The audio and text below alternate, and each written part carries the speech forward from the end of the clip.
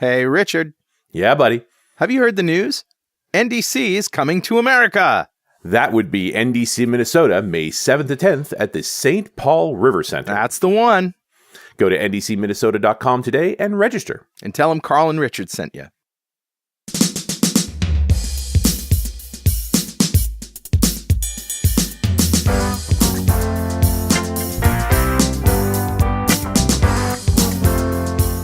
Welcome back to .NET Rocks. This is Carl Franklin. And this is Richard Campbell. And we're coming to you from our studio spaces, respectively. I'm on the East Coast. He's on the West. Yeah. I'm in the USA. You're in Canada. Let's call the whole thing off. Well, what's interesting, of course, is we get a little studio run, and then March, we're all over the place again, right? We're going to be off to the MVP Summit, although not really planning on recording any shows. We've got all the shows shot through that. And then Dev Intersection down in Orlando, which should be fun. And Dev Intersection is going to be off the hook. You guys are putting together a killer show with some interesting Microsoft content, right? Yeah, including I am doing history.net. That's so cool. Yeah, it'll be fun to do it on stage for everybody. Very good. Exciting. Well, let's roll the music for Better Know Framework.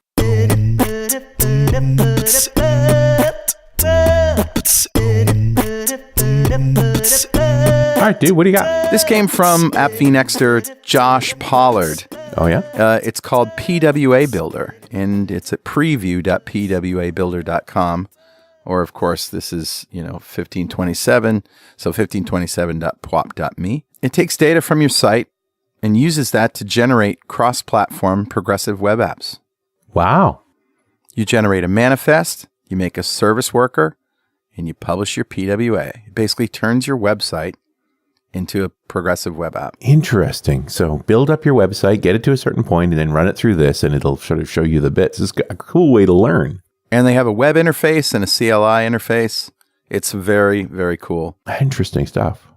Yeah.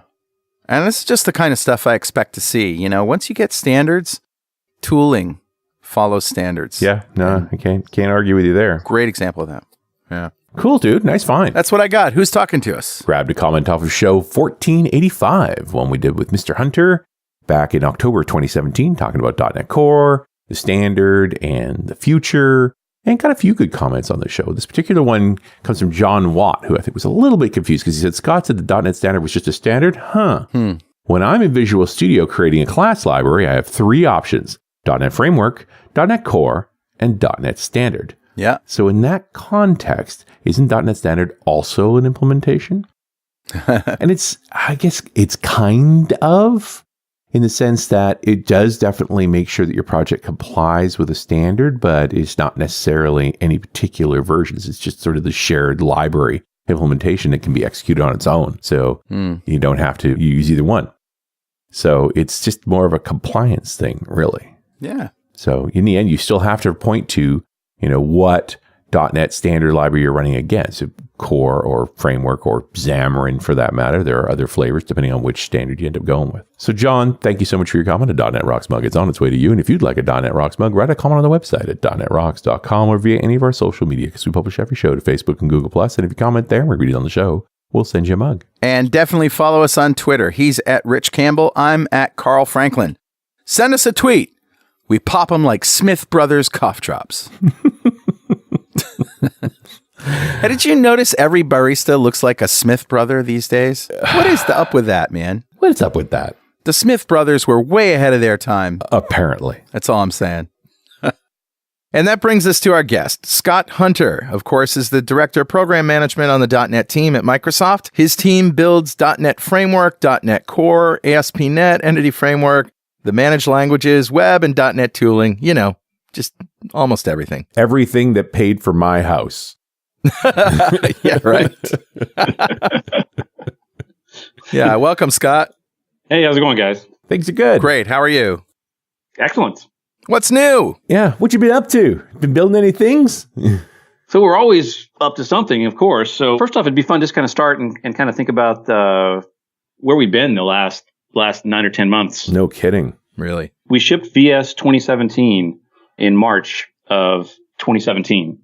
Roughly, I guess we're about 11 months away from that right now. And so that was what I would call the launch of .NET Core.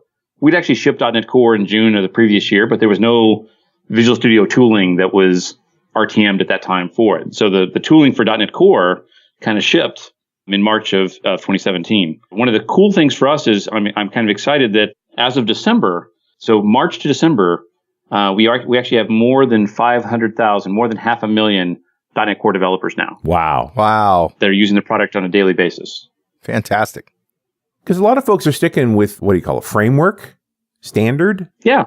Because it works. It's what they're using. The cross-platform part's not important to them.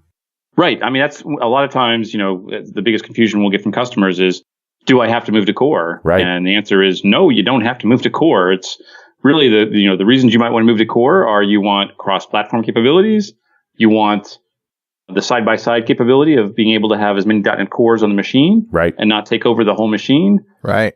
Those are really the prime reasons that you might want to use, or you want to develop on Mac or Linux as well. I mean, but those are the three primary drivers of why you need to look at .NET Core. If you don't need those things right now, then .NET Framework is a great place for you to be. And we're only a couple months away from the Build Conference, and we have a bunch of exciting stuff to talk about .NET Framework at the Build Conference this year. So many people are using ASP.NET Core for the performance. I can't tell you all I know is the SDK data all up. So I know, how many developers are actually using the product. Our assumption is that almost all of the developers using .NET Core today are using it with ASP.NET Core. Yeah. That's the primary workload that we have for .NET Core right now. Right. Well, and I remember last time you were on, at the time before that, you talked about pushing hard on performance for Core, that you guys were really sprinting the standards. Yeah. Once again, that was from a different reason, which is, we look at our stack and we compare it to Node and we compare it to Java and we compare it to Go, and we ask ourselves, what makes our stack, better than those other stacks? Right. Yeah. And one of the things that we thought we could easily, make a point of was trying to get .NET Core faster than some of those other stacks in public benchmarks that we don't actually run ourselves. And that was where we did the big push on the Tech Empower benchmark. Yeah, that's right. The Tech Empower benchmark is the one I was thinking of. Yeah. And we still continue to work on that. Because it is a moving target, right? The new versions of everything come out. I mean, with the Intel Spectre bug, especially it's a moving target because you're going to see basically every web platform drop 30%. Wow. Because of that bug. It'll be interesting to see if it's that comprehensive. It's just like everybody drops back 30%. I know we talked about that, but maybe we should just revisit what that is. Sure. Just the high level thought of the Spectre bug is there are, our CPUs actually cache a bunch of stuff. And it's possible in certain circumstances for an application to actually look into that cache. And so imagine a case of running in a cloud and there's multiple apps running on the machine and you have the ability to potentially inspect and find stuff from, another process on the box. Wow. Right. Yeah, that's the simplest way to think about it. And it frightened me more from a cloud perspective, that just being able to view between processes, like you actually may be able to run something on the cloud in a VM there that might be able to see data from other VMs. Right. The big thing on the Spectre bug is, if I'm talking to one of my customers, if you're only running your code, you're totally fine. Right. It's only when you run third-party code or code you don't own or trust 100% that there's a potential that code could read something from some of your code. Right. An example would be, I'm running some third-party mail server on my machine, and I'm running a web server on my machine with ASP.NET Core. Well, there could be bleed between with if the mail server was malicious, it maybe could sneak in and see process data from the ASP.NET Core project. Yikes. Yeah. So the fixes are essential. The long-term fix actually changes to chips, which are just going to take years. There's no two ways around that. But in the meantime, they just released, it was round 15, like just days ago on Tech Empower. Yeah. So we should be able, I guess the question is, did everybody run tests with patched machines or not? That I don't know. I know that we ran those same benchmarks on some of our hardware on patched machines. And, we saw the pretty big regressions when we did that. I've not had a chance to go look at the round 15 to see if those regressions are showing up. I think they are. I think they are at least for some, although, so I'm looking at ULib MongoDB between 15 and 14. Looks like it dropped down 10 or 15,000 in the performance number. 10 or 15,000 doesn't sound like it's enough. That sounds like they're probably not running patch machines. Yeah. Although interesting that it would slow down at all. in those numbers. But well, we go up and down. Really? So I mean, I'll be very frank. Our tech can go up and down itself. So that's once again. I mean, the product's changing all the time, and if we're not watching it, I'm looking at the Tech and Power 15 versus 13. 13 was the one that we came out in at the launch of Core, and I'm looking at 15, and our numbers are a little higher. Right. So I'm going to guess they're not running Spectre patches on those machines. But whenever the next round is, which could be months from now, it's going to be really interesting to have that conversation about. All right, everybody takes a hit because we need security. That these patches are not optional. Yeah, the workloads that see the most hits with these patches are workloads that transfer from user mode to kernel mode a whole bunch. Right. And it happens to be that applications using lots of I/O. Web applications are doing lots of I/O. Database servers are doing lots of I/O. So the primary workloads that you see hit the most are web and database workloads. While if you're doing some kind of computational thing, you won't see a hit at all because you're not making those switches back and forth between user mode and kernel mode. Yeah, very interesting. And of course, now you want to go look at the AMD chipsets too and just say, are they not effective as much? They took some patches too. I mean, everybody did. I know that ARM took patches. I know Google and Apple both patched a bunch of their stuff. Mm-hmm. The Intel chips took some patches, and AMD chips took some patches. So it seems like everybody was affected to some extent. Wow. There are differences between the two, but they're kind of crazy. Yeah, no, and you talk about something out of your control, really. Right. But at least in a lot of ways, it's like at least it's equal opportunity impact.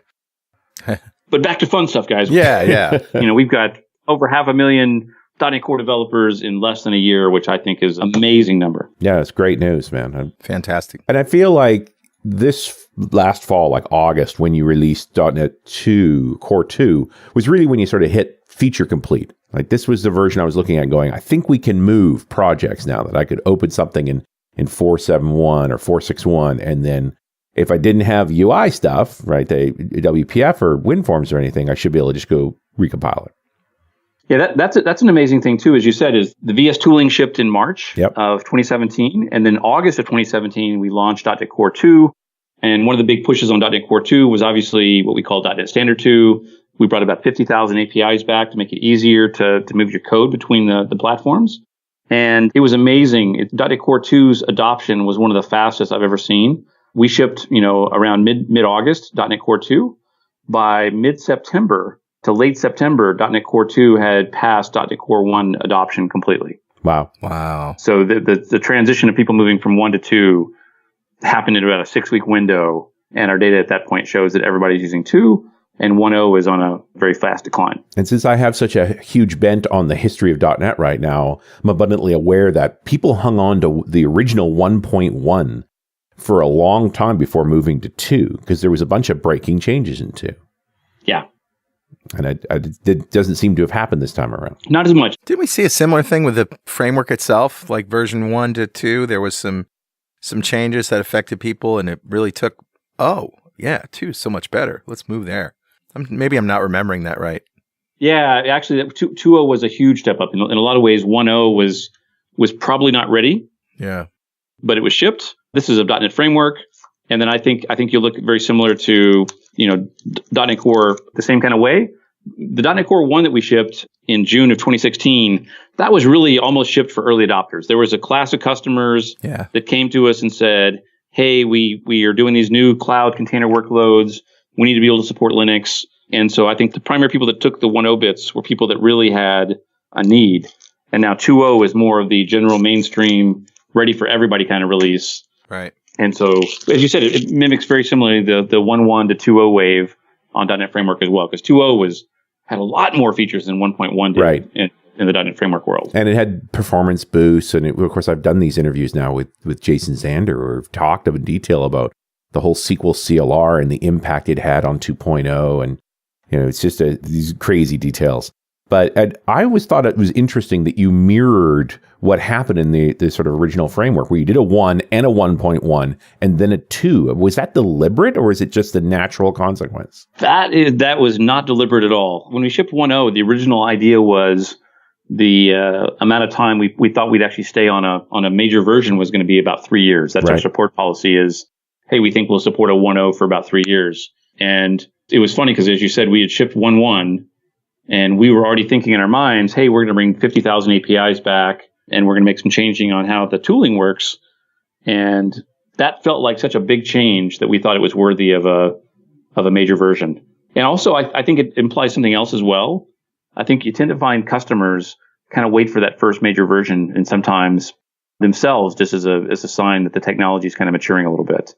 Yeah. And 2.0 really takes on a lot of those characteristics, in my opinion. And not to be the cliche, but the third version effect seems to be true. Again. Yeah, I think it's actually natural. Here's what I think of. You ship a version. Yeah.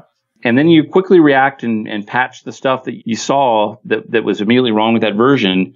And then you look at customer feedback for a period of time and go, these are the things that we missed. Right. And that third version, which in our case was the 2.0, is the one where you go and kind of close the gaps on all the things that you missed. Right. And you almost need a full feedback cycle to get that. And that's, I think, why you historically see a third version being the sweet spot. You ship a 1.0, then you ship an update to it. Then you take a bunch of customer feedback and you ship again. And that's the one that really addresses, the customer pain points. And does it happen again because then you start picturing what comes next, or, you have to come up with original ideas and then fix them and then see how they're used and then revise them, and boom, we've got a 3-version cycle again. Yeah, I hope we don't have a 3-version cycle again, but I wouldn't be surprised if we actually repeat that again. Well, I just wonder if the cycle's going to be shorter. Once again, as I said, now that we've done a major version again, I think we always go back and say, hey, we're going to, we'll do a 2.1, a 2.2, a 2.3, and we'll go figure out when the right time is to go and make a major version. Once again, we try to hold major versions back to, some major change to the platform. On this interview today, we're going to talk about 2.1. So we're not done, huh? Yeah. We're never done, Richard. In fact, when I start talking about some of the 2.1 kind of themes and waves, you're gonna go, duh. Once again, this is a lot of the stuff here is again customer learnings. Right. Yeah. Well, I want you to tell us all about that, but just for 1 minute, take a pause. We're going to have this very important message, and we'll be right back. When you're building an application, you need it to be fast, secure, and always evolving. With Kubernetes Engine on the Google Cloud Platform, developers can deploy fully managed, containerized apps quickly and easily. Google has been running production workloads in containers for over 15 years, and they build the best of what they learn into Kubernetes, the industry-leading open-source container orchestrator. Kubernetes Engine combines automatic scaling, updates, and reliable self-healing infrastructure with open-source flexibility to cut down development cycles and speed up time to market. Learn more about Kubernetes Engine online at g.co/getgke. That's g.co/getgke. And we're back. Carl Franklin, Richard Campbell, .NET Rocks, talking to Scott Hunter about the Core 2 roadmap. The road ahead. The road ahead. Somebody wrote a book called The Road Ahead. It's true. I think it was Bill. Yeah, you were about to tell us some cool things that are coming up here. Yeah. So, once again, as I said, you kind of learn as you do this from customers and the product. And the first big thing that we really are tackling with the 2.1 wave is faster build performance. And I don't know if this is a version 1 problem where we kind of go and, hey, when you first start building a brand new platform, the apps that you start testing with are kind of small apps, and you don't see the performance of build performance. And when I say build performance, I mean when you decide to compile your application, how long does that actually take? But we found that we had actually, for small web applications, our build performance was actually kind of on par with .NET Framework and stuff like that. But what we found was, as we moved and looked at large web projects, in this particular case, I think we were using Orchard, which is a .NET-based CMS, the build times changed dramatically. I've got a slide here I'm looking at, and it shows that basically Orchard takes about 70 seconds to build on 2.0. The 2.1 preview that we're just about to ship, that 70-second build performance is going to go down to 22 seconds. Wow. Oh, man. How do you get that big of a jump? I'll get there in a second. And then there's one more bump. We don't even think the 22 seconds is good. We really want to get ourselves back into where we were with .NET Framework. And so we're projecting that by RTM, we're going to be in the 6-second range. Wow. So go from 70 seconds to 6 seconds. There's no time to get coffee anymore. There's definitely no time to get coffee anymore.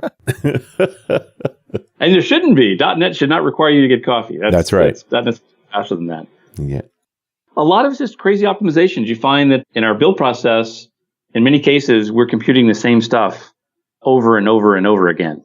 And if you compute that thing the first time and store it somewhere and then reuse it for the next 20 files or whatever it is, your performance is going to go much, much faster. Right. We had some code in the tech that was actually looking to determine something, and the way it was hooked in, the stuff it was determining ended up adding like 15% to the build time. Wow. Once again, that's something that what you should do is you should know that very early, cache it, and not do that again. So there's just a bunch of that kind of stuff. And so if you're a .NET Core customer today, you're going to find that moving to 2.1, your build times are going to be much, much better than they were in 2.0.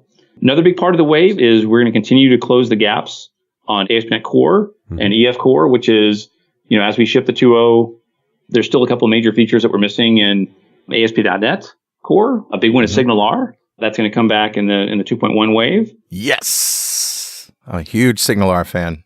Me too. Getting smaller. SignalR is actually used inside of a bunch of Microsoft products today that people don't even know of. And so huge fan. EF Core is going to get a bunch of stuff. One of the biggest complaints we had about EF Core was we did not support lazy loading in EF Core.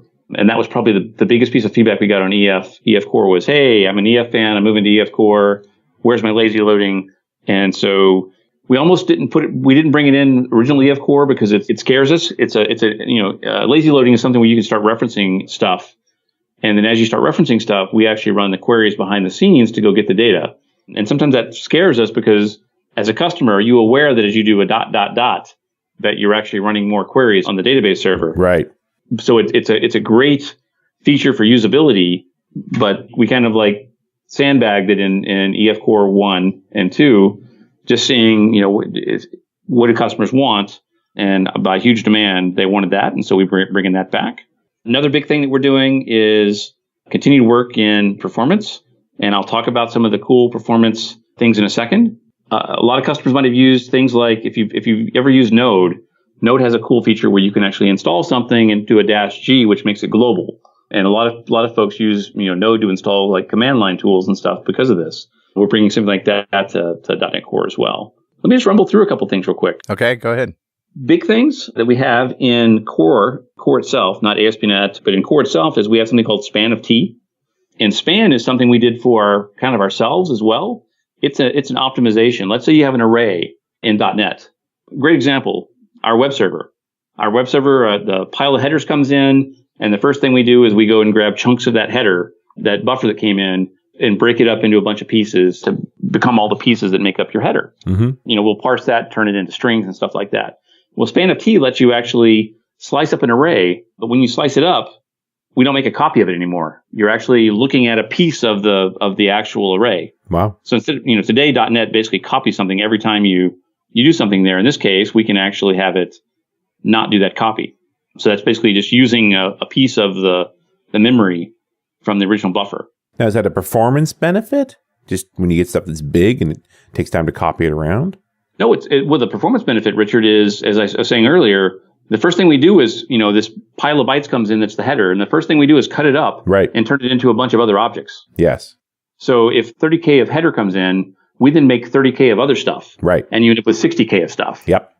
So using this feature, I can just reuse a bunch of that 30K myself. Mm-hmm. That's where the perf comes into, because we're not allocating as much RAM, and allocating RAM is the biggest perf thing for us because we have to garbage collect that at some point. And I immediately searched in the .NET library on GitHub for Span of T, and here's the docs and a sample and so forth. So this is not shipped yet, I think, but the whole conversation about what it should be is here. Yes. That's really cool. And it will ship with the 2.1 preview. All right.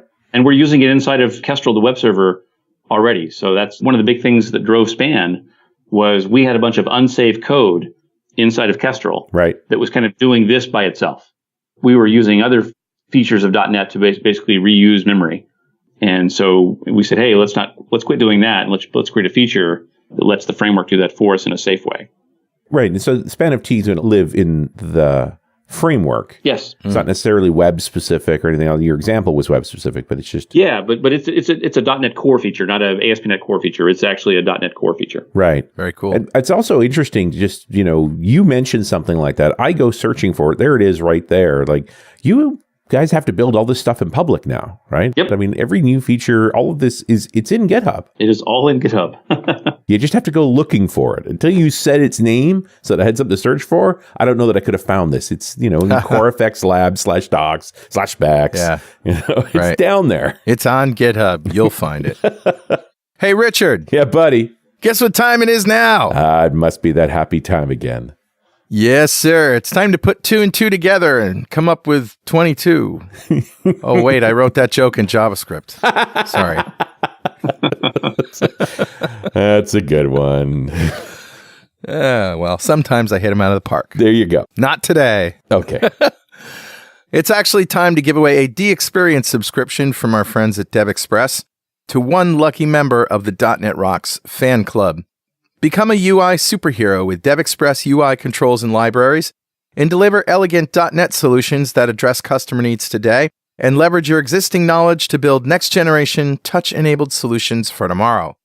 Whether it's an Office-inspired application or a data-centric analytics dashboard, DevExpress Universal ships with everything you'll need to build your best, without limits or compromise. And check out their DevExtreme React Grid, built from the ground up to fully support all the cool features that come with React, like the virtual DOM and state controllers like Redux. It supports master detail, sorting, grouping, paging, and editing. You can check it out and test it for free on GitHub. Learn more and download your free 30-day trial of DevExpress Universal at devexpress.com/superhero. Well, all right, buddy. Who's our winner? Today's winner, Richard, is Chris Farrow. Congratulations, Chris. Golf clap. for you, sir. Congratulations. I'll give you a real clap and some clappers. I'll give them both to you, sir. Chris just won the DXperience subscription, a big pile of awesome from our friends at DevExpress, just by being a member of the .NET Rocks fan club. And if you don't know what that is, go to .NETRocks.com, click on the big Get Free Stuff button, answer a few questions, and join the fan club. We have thousands of members all over the world. Every show, we like to give away stuff from our sponsors, and every December, we give away a $5,000 technology shopping spree to one lucky member of said fan club, but you have to sign up to win. All right, Scott, it's been a while since we talked. What do you think you'd do today with $5,000? What would you buy? Legos. Lego. Legos.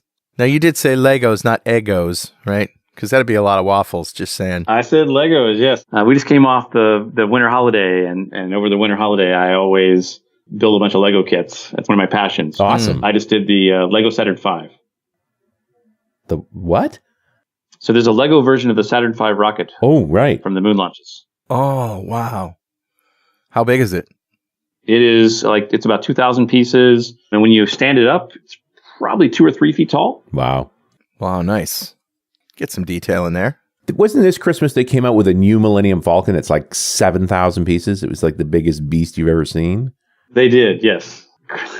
Crazy. It's very expensive and lots of parts, and they're impossible to find.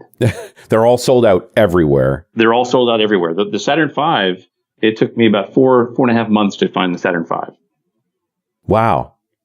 It's astonishing. I mean, this toy has been around for decades. Yeah. And it seems like they're having a resurgence. Like, just, not that it ever fell out of style, but it's just gotten really hip. $150 for the 1 meter tall Saturn V kit. I think that's Canadian dollars, mind you.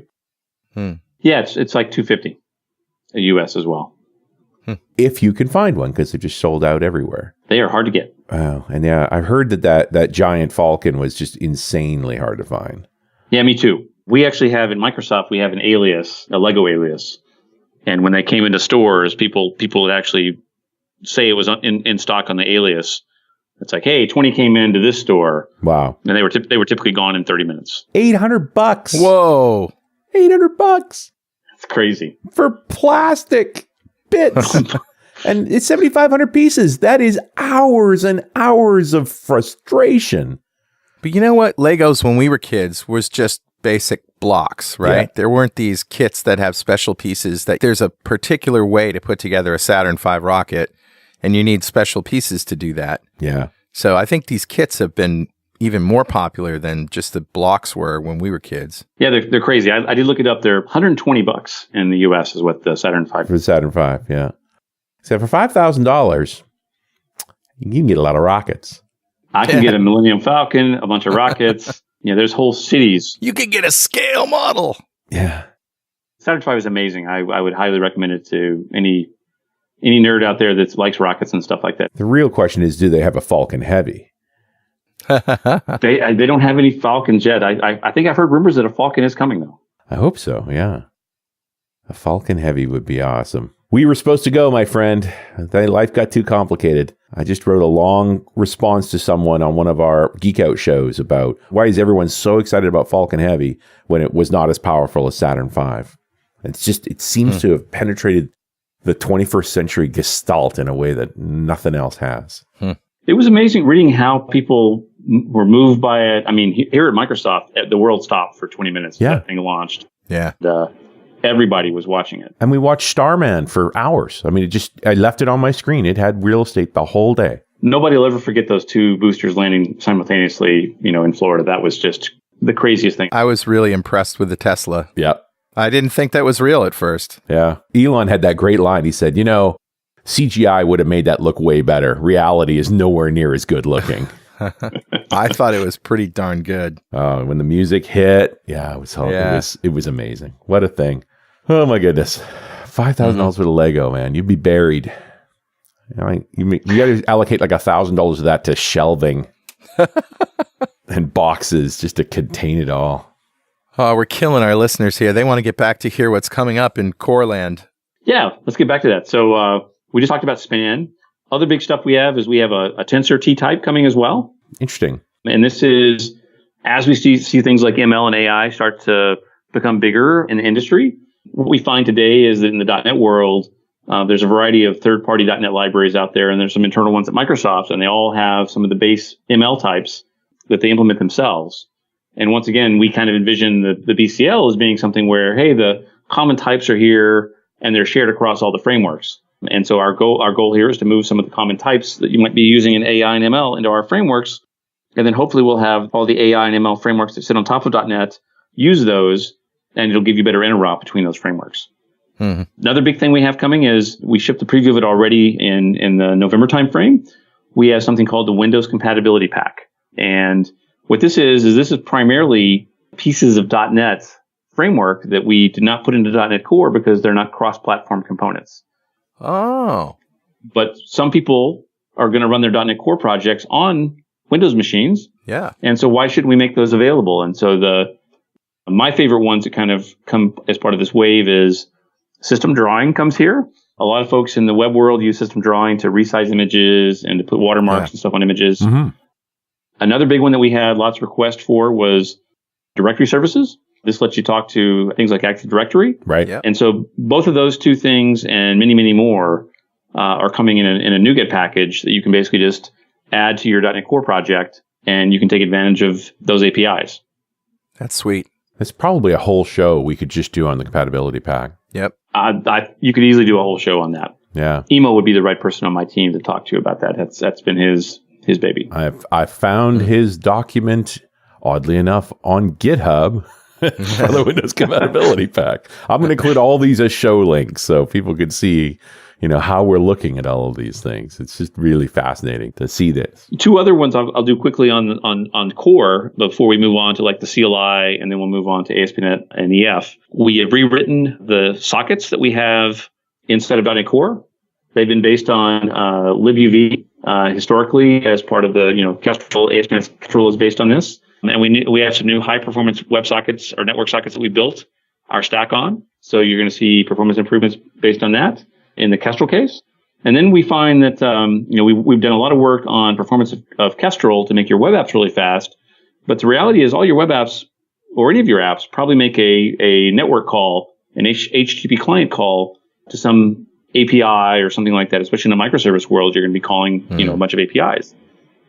And HTTP client has not been fast enough. And so we've actually done a bunch of work on HTTP client, and it is 10 times faster in .NET Core 2.1. You're also using Poly too, right? in HTTP client? We do have some stuff with Poly in the ASP.NET space around doing some microservice stuff, yes. Yeah, very cool. I'll get to that. CLI, the big thing, which we started the show on, which was getting that, what we call internally, we call it interloop performance, and that is the compiling of your app between making a change and when you can run it again. So we have a bunch of improvements there. A big one here is global tools. And this is basically being able to, .NET install something globally on the machine, just like npm install foo-g. We have our .NET version of that. And the cool thing is it allows us to actually, it means anybody that has .NET CLI on the machine can use that to basically install command line tools. We have a bunch of things that our tools depend on. If you build an ASP.NET Core application and open up your CS project file, you'll likely find a node that references something called CLI reference tool. And that's referencing some NuGet packages that contain some CLI tools that our tech depends on. Unfortunately, because we didn't have this feature, we litter these into your CS project file. So your CS project is full of a bunch of these things. And you'll find that if you want to do EF migrations, you have to have a node inside your CS project file. The reason it has to be there is that node in the CS project file, when we do a build, it tells the system to go out and restore that tool so the migration tools can actually run. It basically brings down the migration tools for your project. Right now, you have to litter all that stuff in your CS project file. And if you don't have it, so if, for example, let's say you had a console application and you decided to use some EF Core and do a migration. If you tried to run the migration, you would get an error because it's not going to find the tool. And somehow you're supposed to magically figure out what line to go stick in your CS project file to make that work. Yeah. And so this move to having these global tools will enable us to get away from that. Number one, we won't litter your CS project file up with garbage. And then number two is if you want to do EF migrations, you just start writing code and do a migration and it will just work for you. So that's a cool part. Very cool. Those are probably my two favorites on the CLI. Let's move to ASP.NET Core. So a couple of big things that I really like in here. One is we have SignalR. Yep. Yay. That's our real-time framework we talked about earlier as well. That comes back as a feature in the 2.1. And then another one, which has been on my list for a long time, and it was honestly the GDPR, which is some of the EU privacy requirements that kick in later this year that kind of drove us to really say it's time to go get this done, which is you're going to find that when you develop ASP.NET Core projects, they will all use HTTPS by default, even for local development. Awesome. So how do you handle the certs? So what'll happen is we will actually give you a developer cert on the machine for you. You'll get a developer cert and you'll be good to develop locally with that developer cert. The reason we think this is kind of important is, number one, everybody should be using HTTPS. But if you're like me, I've actually developed apps locally with HTTP and then pushed them to my production machine running HTTPS. Right. And you can run into some problems when that happens. Yep. Because your web browser complains if all the references on the page are not HTTPS. If you have an HTTPS page that references some HTTP pages or endpoints inside of it, the browser will complain and say your page is not secure. Yeah. And so developing with HTTPS means you will actually see that in local development and not when you try to push to production. And so I think it'll help developers catch a bunch of stuff. Along that same wave, we did our GDPR work as part of this as well, which is GDPR is this EU privacy thing. Most customers see it with the annoying click here to accept our privacy policy on all your websites. Yep. It is a thing. And so what we've done is we've actually built features into the ASP.NET Core templates that will have a tag helper you can put in that will automatically put that privacy notice on your web app. And there's a few other tweaks we've done as well. Other parts of that requirement are a customer has the ability to download their data and delete their data. Right. And so those are things that we're doing in that particular case. And you don't have to be in the EU for the GDPR to apply to you. If you do business with EU people, for example, on .NET Rocks, we have our survey and contest winners, and some of them are in the EU. So we need to be compliant with GDPR as well. Yep. Right. The reality is if you have customers from the EU accessing your website, you need to be doing this. Sure. Or they will come after you at some point. Mm-hmm. Another cool one is, we did the Kestrel work in .NET Core 1 and 2, but we still have, and we still recommend, if you're running .NET Core on Windows, running it on IIS is a great way to run it. What we've done up to this point is the way we run ASP.NET Core the same way that you would run PHP or Node or Java, right? Which is IIS is running, we spin up a .NET Core somewhere, and there's a reverse proxy between the web server and the Kestrel server, so we can actually serve content from the site. That reverse proxy does create a performance delta. Now you're going to get much better performance running Kestrel bare metal outside of a web server than behind a web server. We're bringing back a nproc module like we've had for ASP.NET full framework for core. So this means if you're running on IIS with ASP.NET Core, you're going to see a 6-time improvement in performance. Wow. Wow, indeed. That's kind of cool. You guys are going nuts over there. Yeah, we're always going nuts. Everything's faster, better, stronger, like Steve Austin. I guess Steve Austin would be the $6 billion man today, though. I don't think $1 million is enough anymore. So,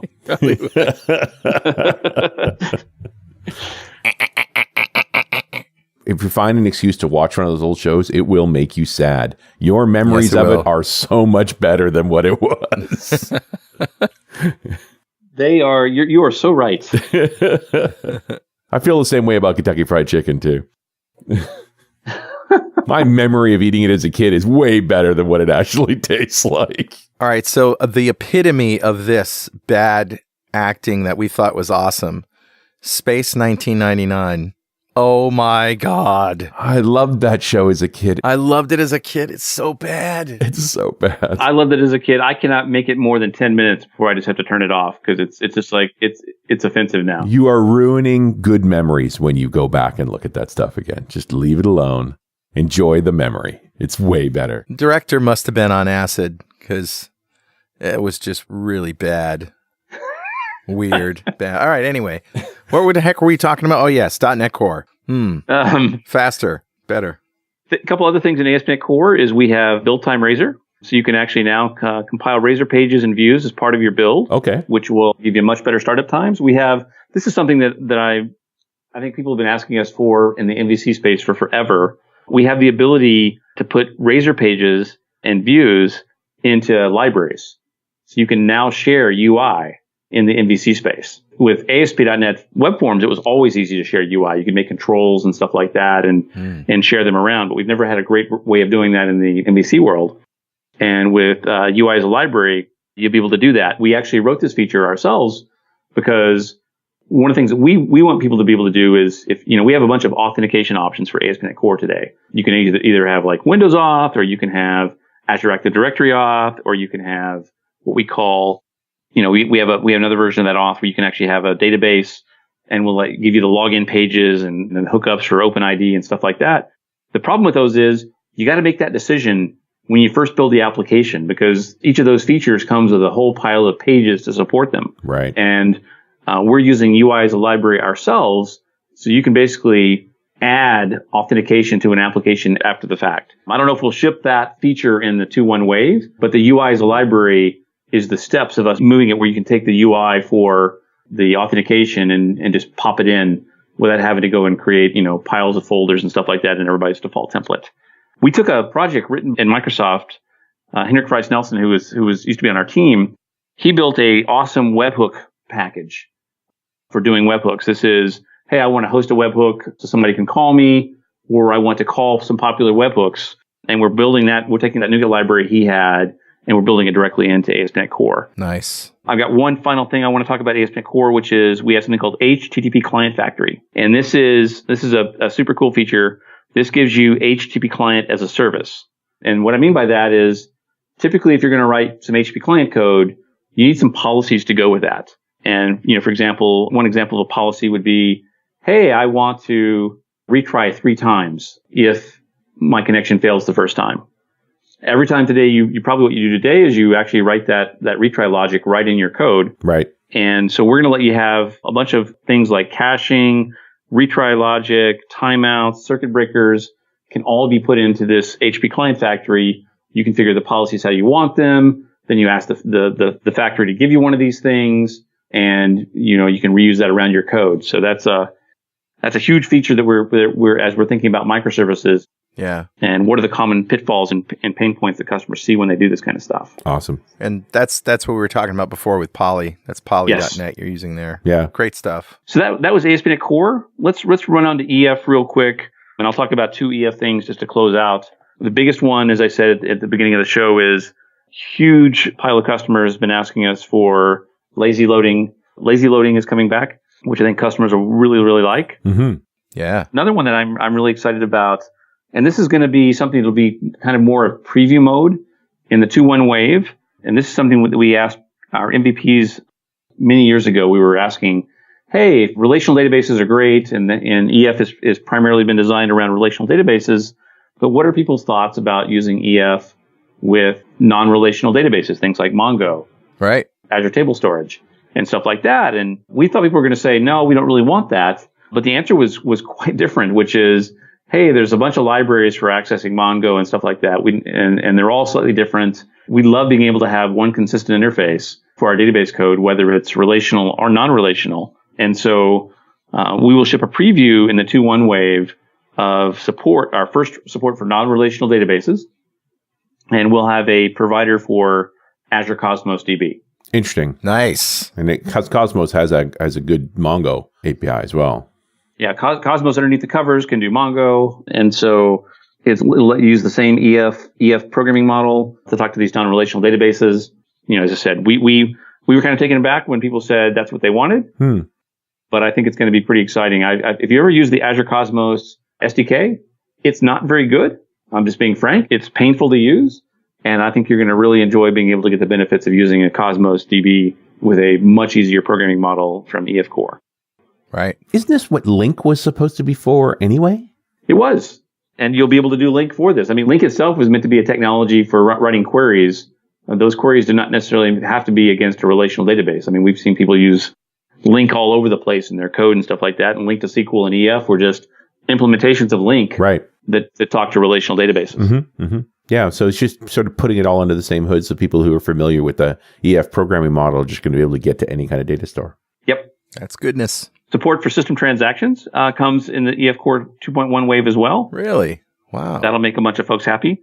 We didn't have that support in the 1.0 and 2.0 versions because transactions and system.transactions is actually a Windows feature. It uses a thing called MSDTC, which is Microsoft Distributed Transaction Coordinator, to actually do all the work for this. Since then, we've actually opened up system transactions so you could do a non-MSDTC implementation of it if you wanted to.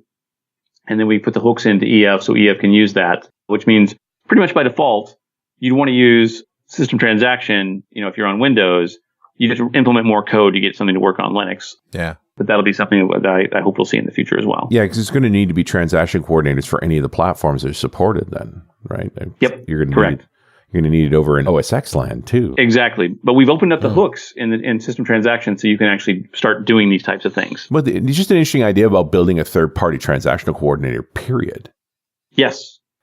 Could be an interesting area of work. Like that sounds like a good project all by itself. Speaking of databases all up, another cool thing is one of the biggest things that we've heard from our customers as they're moving to and starting to use Core is wanting support for Oracle.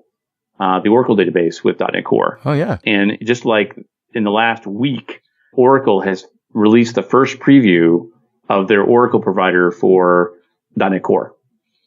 So wow, if you just Google Oracle provider for .NET Core, you should be able to find that. It's a preview at this point. It doesn't have EF Core support yet. That'll be coming in the future as well. But it's great to see Oracle finally get into the wave of supporting .NET Core. Before we wrap it up, how's XAML Standard coming along? What I would say on XAML Standard is see us at Build. At the Build conference, we have a bunch of interesting stuff we're going to talk about around .NET Framework and around UI. And so I would just say, give us till May, and we'll have something to say that I think will excite everybody. Wow, that's great. To close on Core 2.1, the preview should be coming out right as this show actually hits the wire, and we'll have a second preview in March. We have an RC in April, and we'll have a RTM somewhere, I would hope, in the May-June timeframe. The idea is to, hopefully be around the build timeframe. So even though the preview is just going to come out right when this show comes out, these bits are going to be RTM pretty quick. We've been working on them for a long time. Awesome. Scott, thanks, man. It's so great to catch up with you and to hear all the cool things that you guys are doing. I can't wait. Thanks a lot.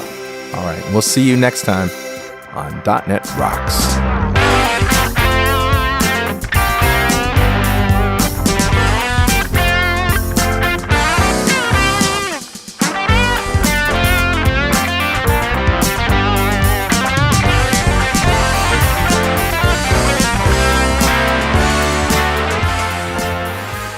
.NET Rocks is brought to you by Franklin's Net and produced by Plop Studios, a full-service audio, video, and post-production facility located physically in New London, Connecticut, and of course in the cloud. Online at pwop.com. Visit our website at dotnetrocks.com for RSS feeds, downloads, mobile apps, comments, and access to the full archives going back to show number 1, recorded in September 2002. And make sure you check out our sponsors. They keep us in business. Now go write some code. See you next time. Transmitter banned by the FCC. Yes, I'm a